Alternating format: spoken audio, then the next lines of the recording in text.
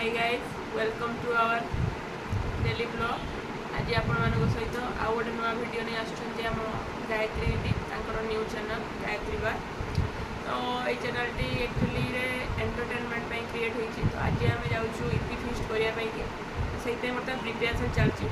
आग को कंटिन्यू करूँ जमार भी स्किप करेंगे देखो आपको कौन कौन हो बर्तमान प्रिपेरेसन चलती। आलू काटा चली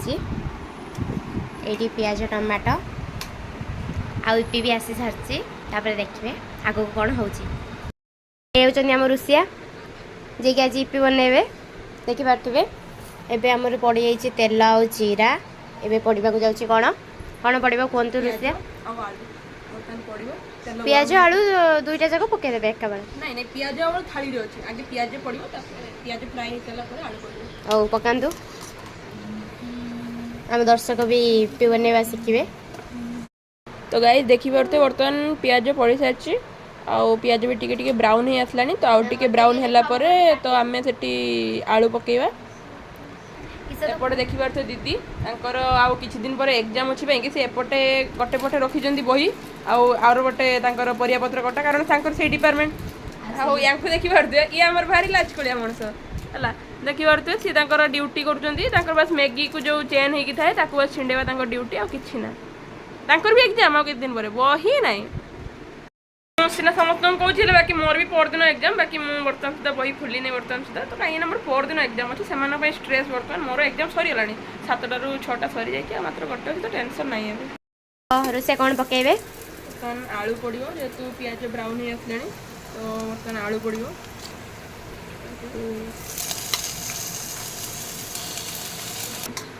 ये थाली उपड़े के सब आलू ढाली देले एका बड़ की तापर एबे कौन पड़ो एबे आपनकर पड़ी सारा पर स्वाद अनुसार बर्तमान लुण दबा एबे लुण पड़ो स्वाद अनुसार लुण देवे फर्स्ट तापर कौन पड़ो तापर हळदी एबे पड़ुची हळदी केते पका हबो स्वाद अनुसार देखिए आपनकर क्वांटिटी जति थिबो। ओके ठीक अछि टिके प्याज भाजी आसला पर हल्का हल्का पानी दी से एबे टिके हल्का लंका गुंड दबा कलर पाई कि ओनली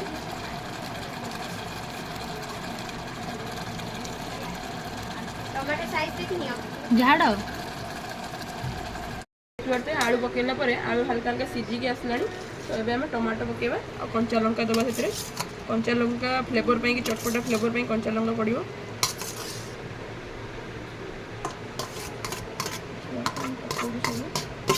आलू सीझीगला 50% एबे मैगी पड़ो 50 ना 80% सीझीगला रुषिया कहबे कहतु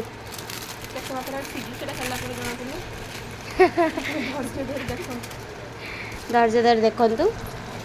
एबे मैगी पड़गला देखी मैगी पड़ता तो किस समय पर बर्तमान आम मैगी मसला सब पकेवा कौन जितेटा मैगी थी से अनुसार मसला सब पड़ो। तो धीरे धीरे कर आम सब मैगी मसला गुड़ा पकईदबा मैगी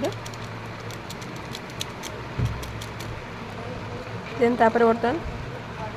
भल से मैगी को मसला सहित एडजस्ट करिया।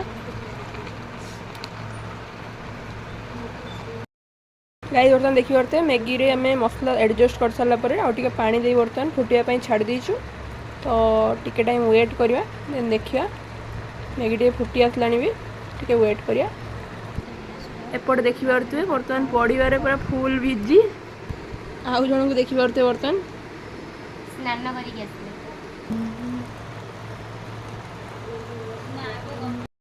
आसले हमर ईपी हेके कंप्लीट हो एबेर समय टिके कहिबे प्रियंका एबे पात्र को ईपी ढाला जाउची एबे टाइम 8:03 आमर स्टार्ट होइतिला 7:19 रे। तो केते समय लागिला कमेंट रे निश्चय कहबे। एबे हमर ईपी बनी एबे हमर ईपी पूरा हेई के रेडी देखि पारथुवे पूरा एबे खाया पई पूरा समस्त आपण केते एक्साइटेड अछंदी ईपी खाया पई आ आपण खाए खाओनी सत्तो निजे बनै जहाँ भी निज मुहर तो निज प्रशंसा कर बाकी overall taste is the best भल लगुच भल लगुच सतरे किंतु भल लगुच एबे हमर इपि रेडी एबे आबे खाया पई बसे ओले सब देख पारतुए केते एक्साइटेड अछन मैगी खाया पई गाइस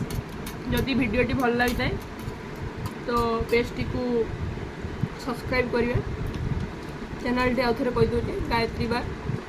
तो सब्सक्राइब करिए लाइक करिए कमेंट करिए शेयर करिए एवं पाखरे थिबा बेल आइकन टी को क्लिक करिए मु जानि जे आपण माने वीडियो देखुचंती पळौचंती हेले कि सब्सक्राइब करनांती गोटे सब्सक्राइब आपणकर आमको आहरी मोटिवेट करेबा आपण मानकु एंटरटेनमेंट करिया पई कि